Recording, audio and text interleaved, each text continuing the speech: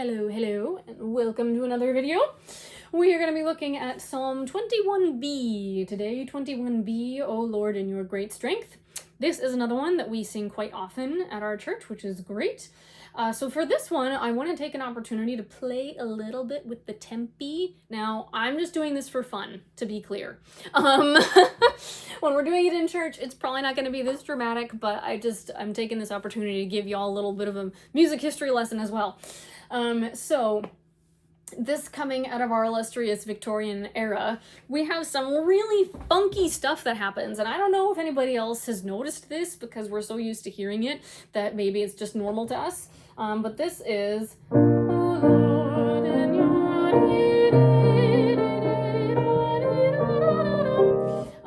when you get to this second part, which is the third line, switch to a different sort of minor area, which sounds minor just means it sounds sad. But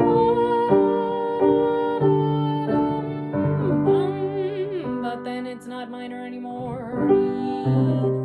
But then it is.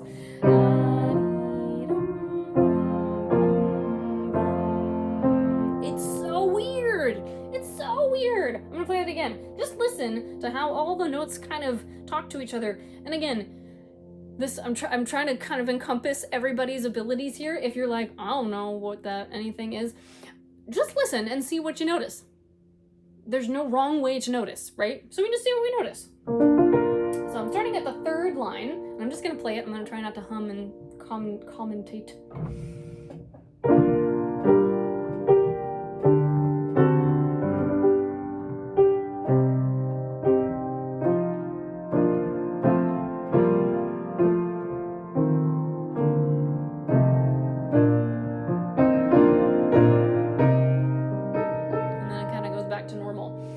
It's just a weird, yummy, funky line.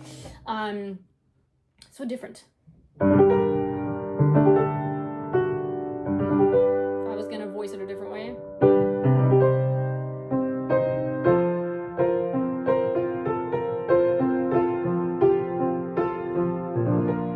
So weird! So weird!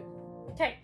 All of that to say, the Victorians love these weird moments, and when we have these kind of longer held notes, like at the end of the third line, where we're staying on the same pitch, actually we stay on the same pitch a lot now that I'm looking at this, that's because something else is happening in another part. The middle parts are moving. Oh, not like that.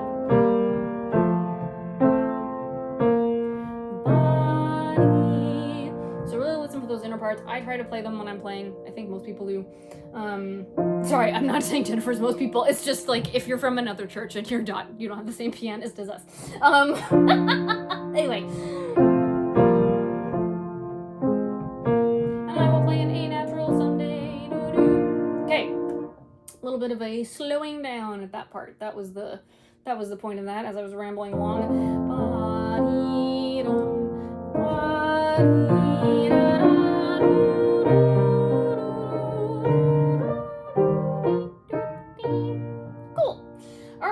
Let's give it a go. As usual, I will pause when inspiration strikes. Okie doke. Here's your starting note. Ready? Here we go.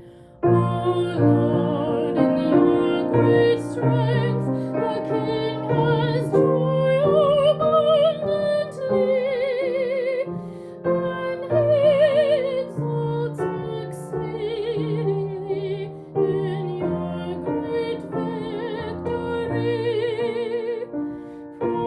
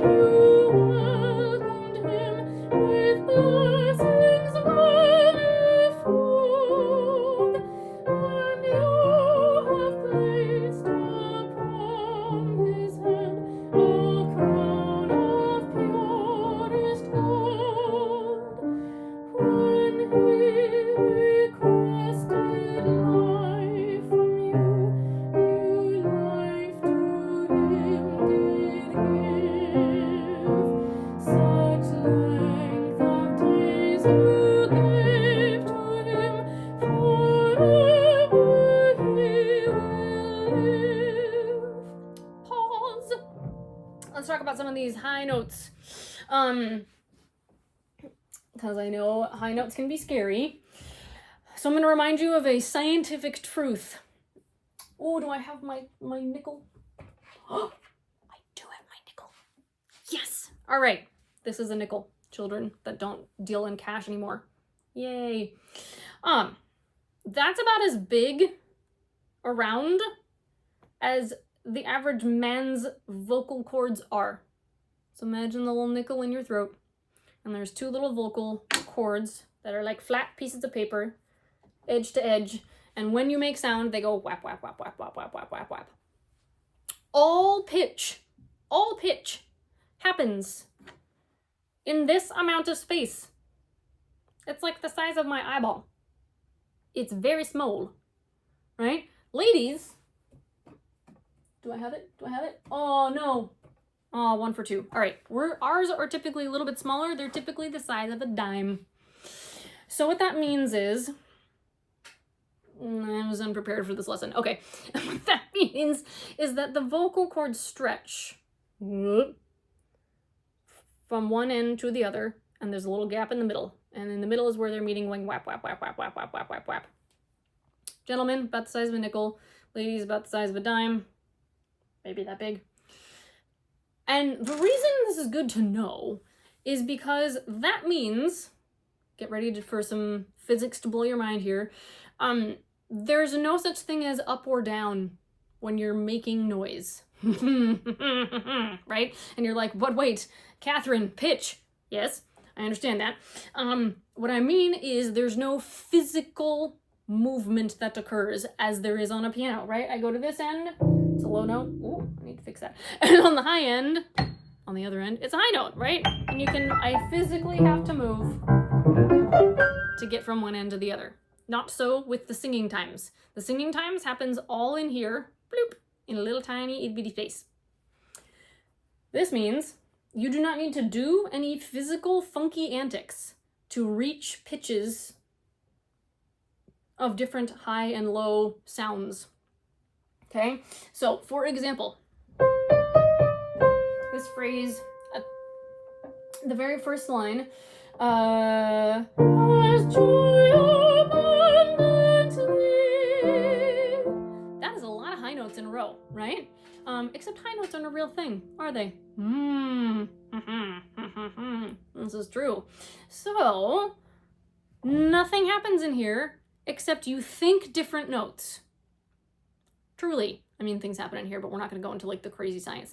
But the point is, you cannot manipulate this on purpose. You can't be like, 1 finger, 2 finger, red finger, blue finger. No, can't do it. You have to only think with your mind. I don't know what else you would think with, but go with it. That's what's going to change the pitch. This means we don't have to be afraid. Be not afraid of the high notes because they're in your body already. They're there. So you just sing them. And yes, that is kind of an oversimplification, but not by much. By way of example, in one of our other videos, we talked about the lip trill, the lip bubble. This is a good one to get that air going. In fact, if we just do on a lip trill, or if you're down here, do that with me. Remember, if you need help, you can gently encourage the edges of your lips to relax a little bit. You can also do a rolled R. You can do a V or a Z. Is that it? Yeah, that's probably it for now. And feel what it's like to use a lot of air and to have pitch just be here. There's no such thing as high and low pitch. It all happens here. Try that again with me.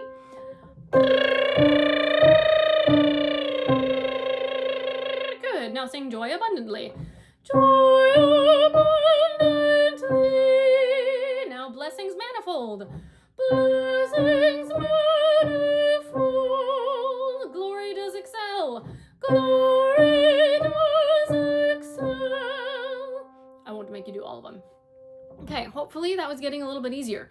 Another thing we can do to help us reach some of those notes, this is for those folks who in order to do this on your own, you're gonna need to have probably a pretty good sense of pitch. So again, if you're kind of learning to match pitch, don't stress about it. We're gonna do this as an exercise, us here now, so that you can kind of, I'm gonna bring it down. And we're gonna do this on, what are we gonna do? Let's do it on, let's do joy abundantly. So we're gonna keep the words, and I'm gonna be moving the pitch. So, thusly. Joy abundantly. Then I'm gonna move it up here. Joy abundantly. Joy abundantly.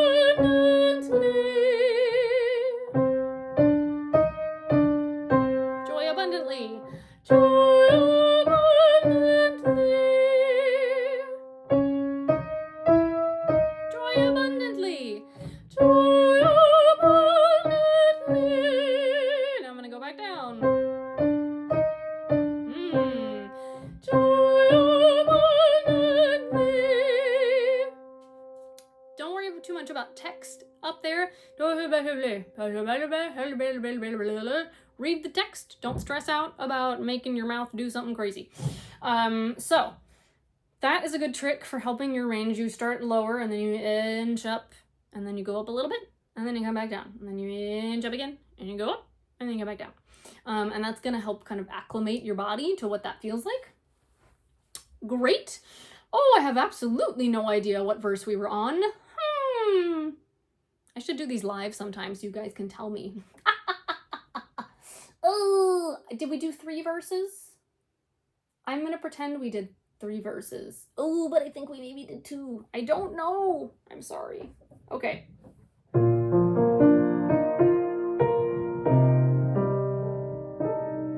You know what? Do verse 3 again. Err on the side of caution, because I have no idea. Your victory. Glory does excel. Remember we talked about consonants not being too hum-nom-nom-nom chewy? Lots of air. Lots of courage. Your victory. It's victory. Ready and go. Your victory has made him great. His glory does excel. And with splendor and with majesty you have endowed him well. For you will ever set on him the blessing